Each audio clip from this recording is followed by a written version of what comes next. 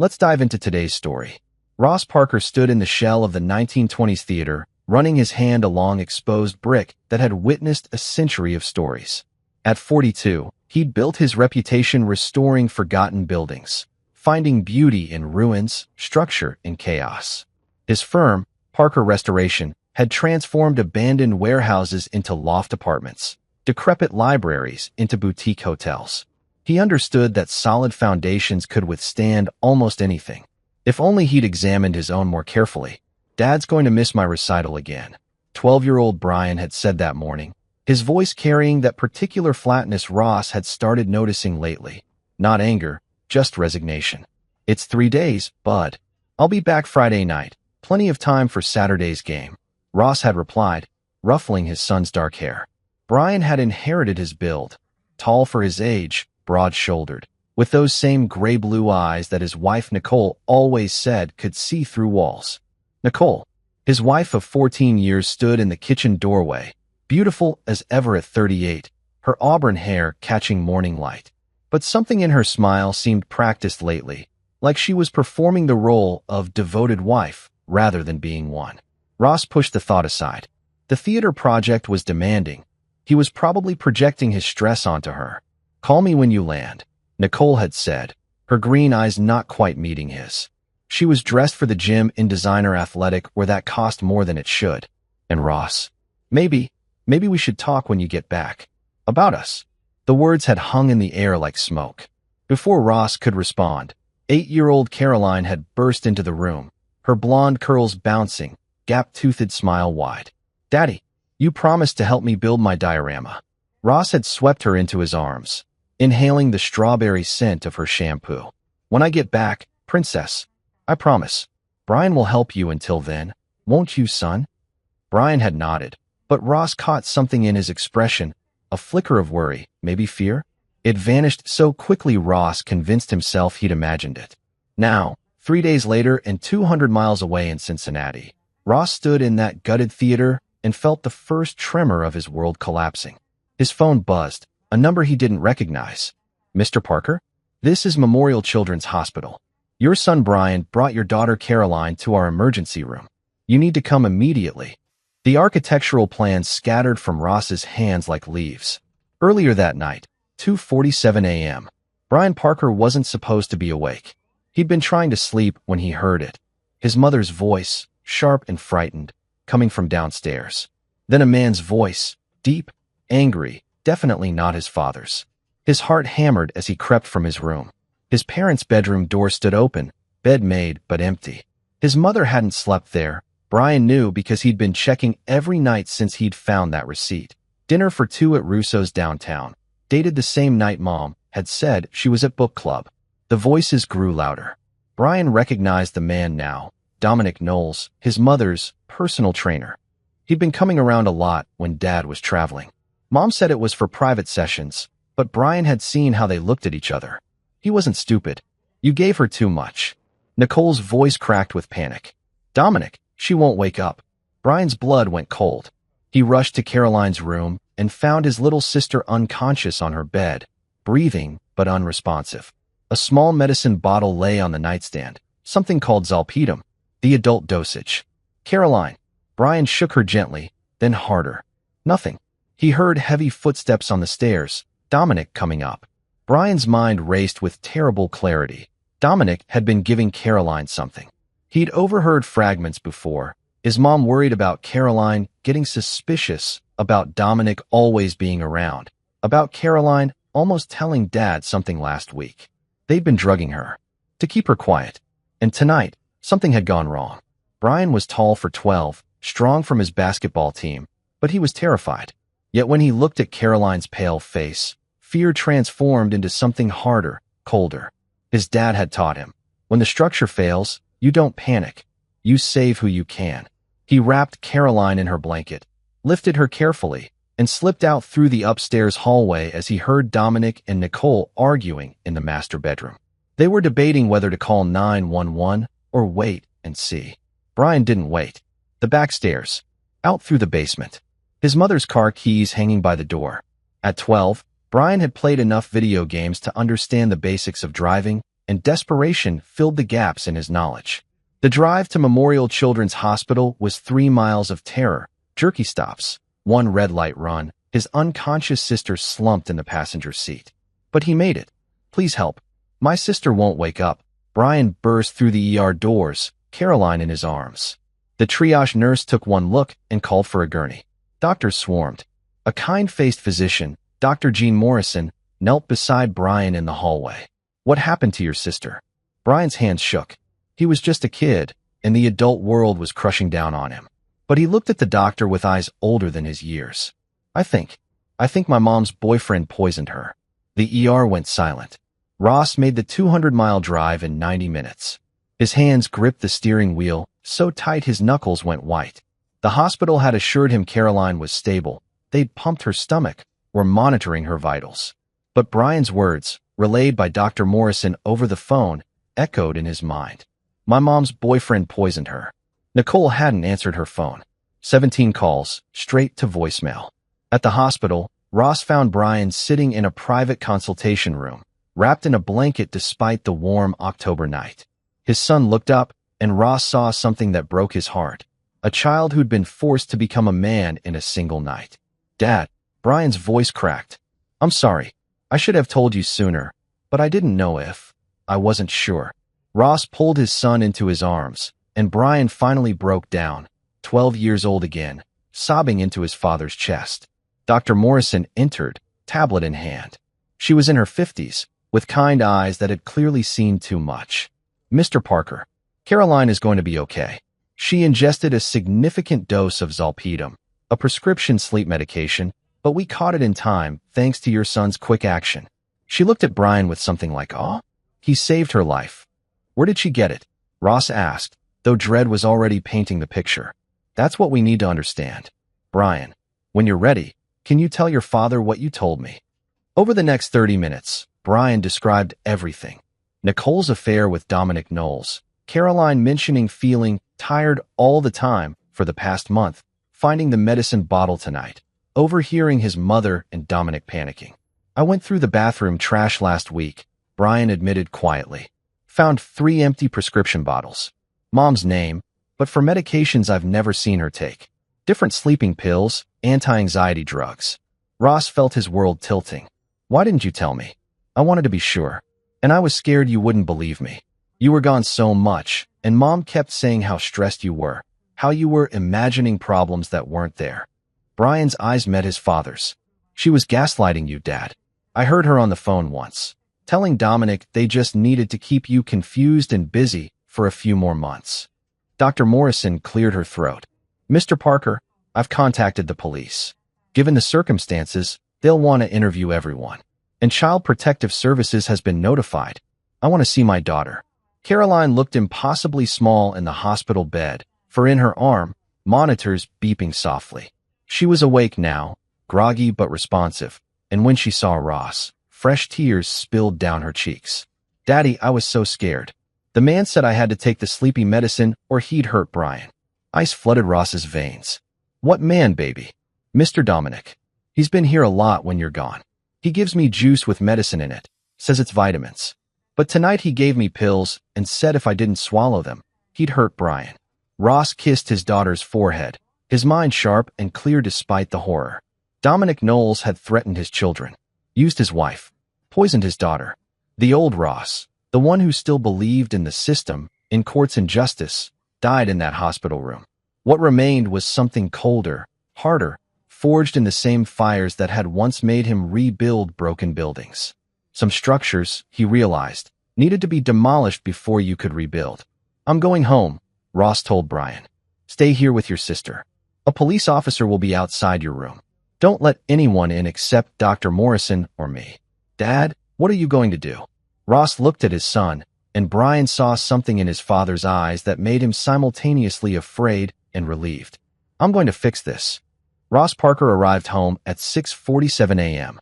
The house, a renovated Victorian he'd restored himself, where he'd built memories and assumed he was building a future, looked the same. Red brick, white trim, porch swing where Caroline loved to read. But now he saw it differently. A crime scene. Nicole's car sat in the driveway. Lights were on inside. Ross had called his business partner, Alan Robinson, from the road. Alan was ex-military, steady, and owed Ross his livelihood. "I need you at Memorial Children's with Brian and Caroline. Trust nobody except Dr. Morrison. I'll explain later." Now Ross stood on his own porch, house key in hand, and made a decision. He wouldn't confront Nicole yet. He'd investigate first, document everything. His architect's mind took over, assess the damage, understand the structure, plan the restoration. He entered quietly through the front door. The living room looked normal, too normal. Someone had cleaned recently. He could smell pine sol and anxiety.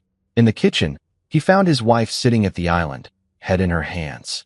She looked up when he entered, and Ross saw the calculation flash across her face before the tears started. "Ross, oh my God, I've been trying to call you. Your phone was off. 17 calls. The battery died. I was so panicked. Caroline got sick somehow, and then Brian took her without telling me." "Stop." Ross's voice could have cut glass. "I've been at the hospital for 2 hours. I know about the zolpidem." Nicole's perfect composure cracked, just slightly. "That's what the doctors said, but I don't understand how. Where's Dominic?" The name hung in the air like a guillotine blade. Nicole went pale. "I don't who?" "Dominic Knowles. Your personal trainer. The man who's been in this house, around my children, drugging my daughter." "Ross, you're not thinking clearly. You're tired, you're stressed. Our son drove Caroline to the ER at 3 a.m. because your boyfriend gave her an overdose. She told the doctors everything. She told me everything." Nicole stood abruptly, and Ross saw the shift, the loving wife mask falling away, replaced by something cornered and dangerous. "That little bitch. I told Dominic she was getting too smart for her own good." The admission shocked them both. Nicole's hand flew to her mouth, but the truth was out, poisonous and final. Ross felt eerily calm. "Why? You really want to know?" Nicole's voice turned bitter. "Because you were never here, Ross. Always at some construction site, some dying building that mattered more than your own family. Dominic paid attention to me. He made me feel alive again. So you let him drug our 8-year-old daughter? She was going to ruin everything. She saw Dominic leaving our bedroom one morning, threatened to tell you. He said we just needed to keep her quiet until..." Nicole stopped. "Until what?" She didn't answer. Ross moved past her, taking the stairs to their bedroom. Nicole followed, protesting, but he ignored her. In the master closet, he found a locked metal box he'd never seen before, hidden behind Nicole's shoe collection. Ross was good with his hands. The lock yielded in seconds. Inside, documents that painted a damning picture. Insurance policies on Ross, $2 million in life insurance he'd never authorized, forged signature. Loan applications in his name. A notarized power of attorney, also forged. And a handwritten note in Nicole's writing. "Once he signs the business over for the expansion loan, we'll have everything." Then the accident at the construction site. Police won't question a workplace death. Make it look like falling debris. Ross's hands shook. They'd been planning to kill him. "Ross, I can explain." Nicole grabbed his arm. He shook her off, pulling out his phone to photograph every document. "Don't touch me. It wasn't supposed to go this far. Dominic said it was just finances, just getting what I deserved after years of being a construction widow. You deserve prison." The front door slammed downstairs. Heavy footsteps. A man's voice called out. "Nicole, baby, where are you? We need to deal with the kid situation before." Dominic Knowles appeared in the bedroom doorway. He was 45, handsome in a practiced way, with salon-perfect hair and expensive clothes that screamed trust fund, but whispered con artist. His eyes went wide when he saw Ross. "Well, shit," Dominic said. Ross descended the stairs slowly, phone in pocket now, evidence secured.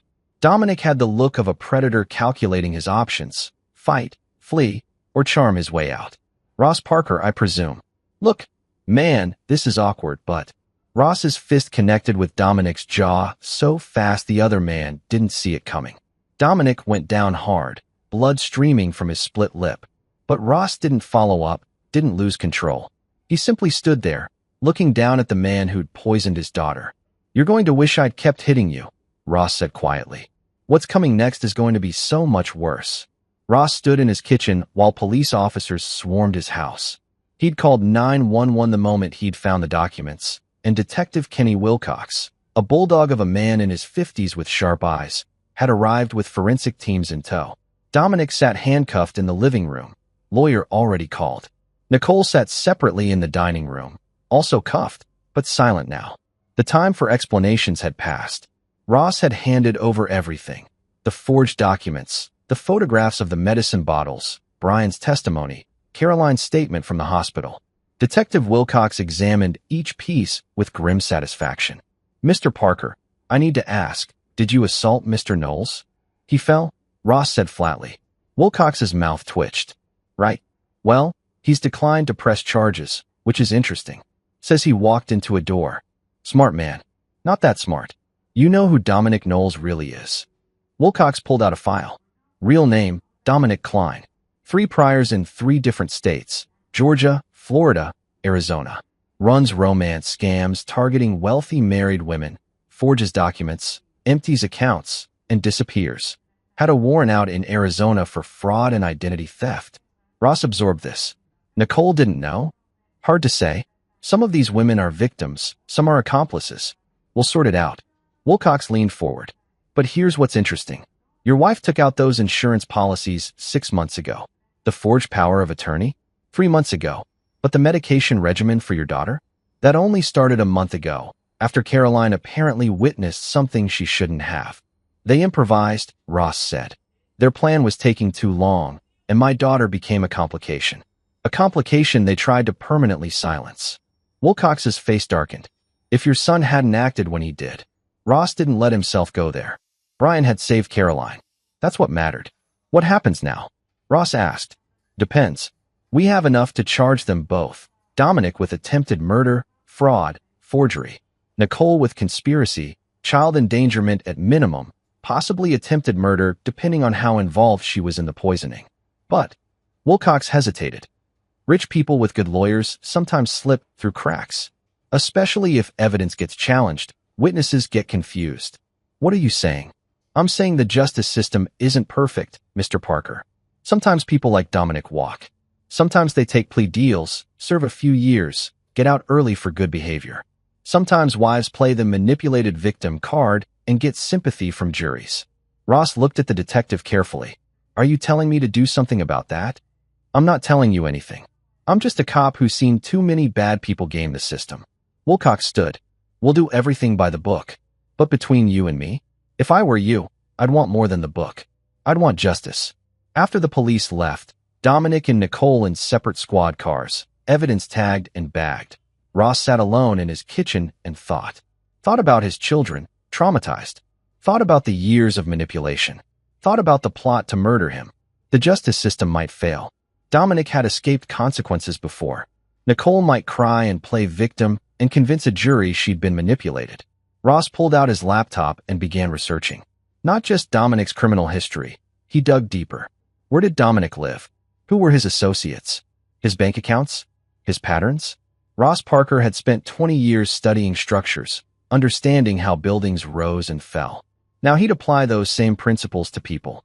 Find the foundations, identify the weak points, apply precise pressure. By dawn, Ross had a plan. It was audacious, probably illegal, and would require perfect execution. He'd build a career making impossible restorations happen. Now he'd restore something else, his family's safety, his children's peace of mind, and his own sense of justice. But first, he needed allies.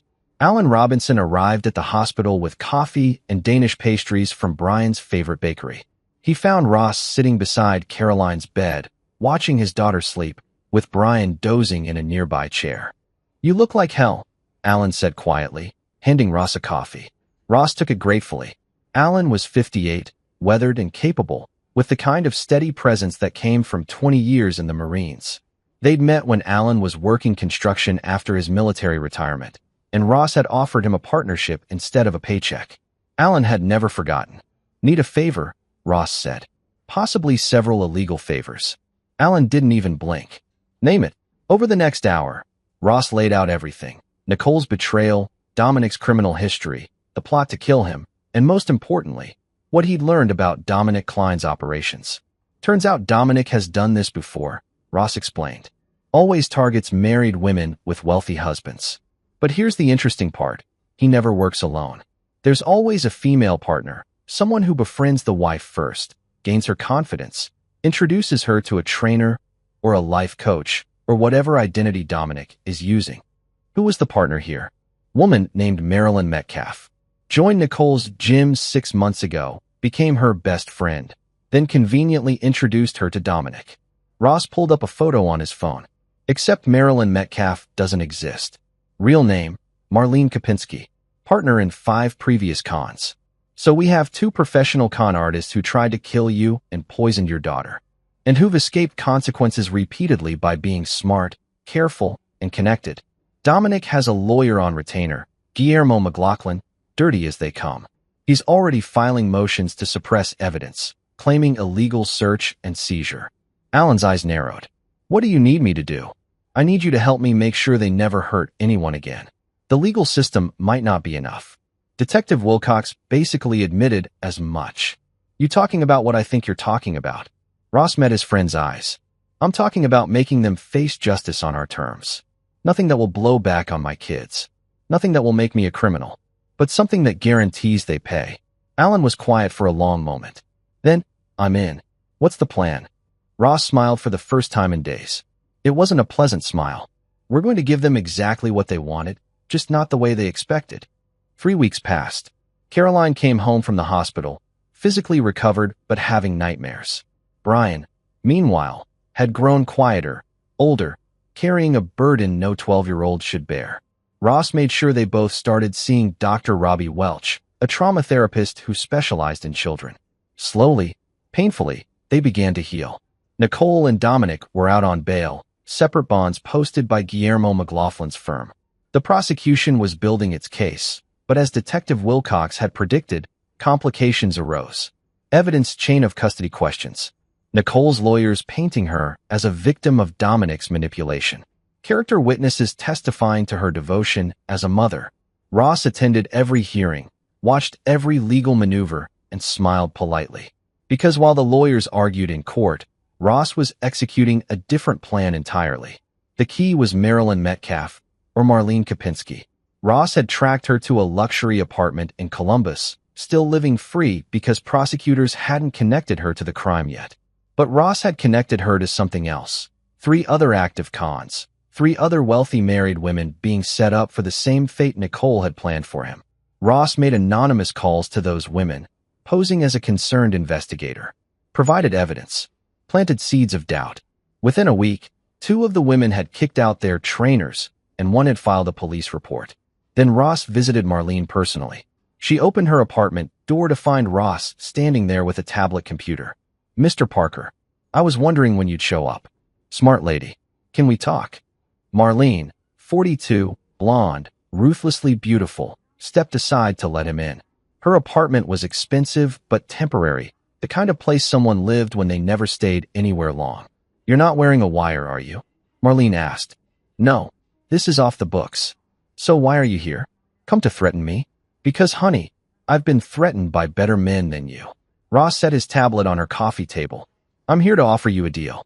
You testify against Dominic Klein, provide evidence of his pattern of cons, and I'll make sure you walk away clean. Marlene laughed. Why would I do that? Because Dominic's going down whether you help or not. I've got evidence connecting him to 4 attempted murders across 3 states, not counting my daughter. But you? You're smart enough to take a deal. Immunity in exchange for testimony. You could disappear, start fresh, leave this life behind. And if I don't? Ross pressed play on a video file. Marlene's face appeared on screen, having a conversation with Dominic in a parking garage. The audio was crystal clear, discussing the Parker job, how much money they'd split, and most damningly, Marlene saying, just make sure the kid doesn't wake up. Dead witnesses don't testify. Marlene went white. How did you? I'm very good at finding structural weaknesses. Your car has been parked in that garage for 3 months. The security camera has a perfect angle. Amazing what you can retrieve with the right access. That's illegal surveillance. Probably. Are you going to report me? Because I can't be charged if this video mysteriously ends up with prosecutors. Anonymous tip. Happens all the time. Ross leaned forward.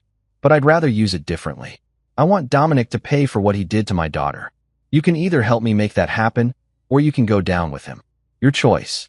Marlene stared at the frozen image of herself on the tablet. What exactly are you offering? I provide this evidence to you. You take it to prosecutors, say you found it, had a crisis of conscience.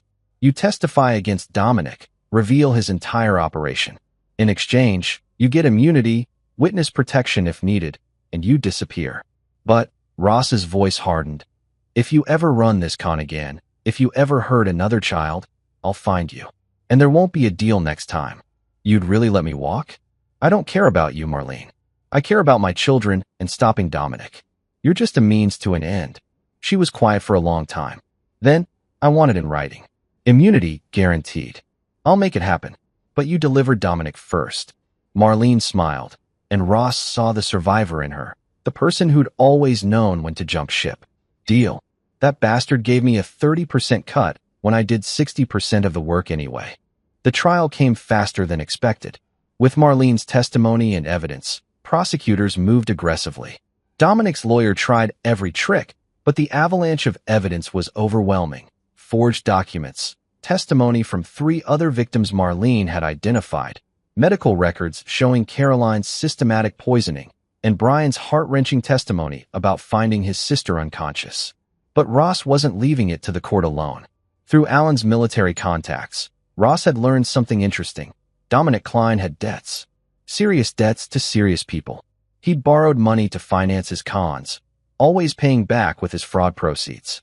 But now, facing prison, his assets frozen, Dominic was in default. Ross made sure Dominic's creditors knew exactly where to find him. The attack came 2 nights before Dominic's trial was set to conclude. 3 men caught Dominic leaving his lawyer's office. They didn't kill him, just broke both his legs, his right arm, and several ribs. Sent a message. Dominic survived, but was hospitalized, trial delayed. His lawyer tried to argue he was too traumatized to continue. The judge was unsympathetic. Meanwhile, Nicole's defense collapsed when Marlene testified that Nicole had been fully aware of the murder plot, had actively participated in forging documents, and had personally suggested using medication to keep Caroline manageable. She wanted Ross dead, Marlene told the jury. She was tired of being a housewife, wanted his money, his business, and a new life with Dominic. The daughter was just collateral damage. Ross watched Nicole's face as the jury returned their verdict. Guilty on all counts. Conspiracy to commit murder, attempted murder, child endangerment, fraud. 75 years combined. Dominic, broken and terrified, took a plea deal. 40 years, no parole. His lawyer tried to argue the assault had prejudiced the case, but Detective Wilcox testified that Dominic's beating was unrelated to this case. Appears to be a personal financial dispute. Ross sat in the gallery through both sentencings. When Nicole was led away in chains, she looked at him once. Ross's face showed nothing. No anger, no satisfaction, no pain. Just the blank expression of a man watching a condemned building finally collapse. 6 months later, Ross stood in his newly renovated kitchen, watching Brian teach Caroline how to make pancakes. His daughter's nightmares had faded. Her laughter had returned.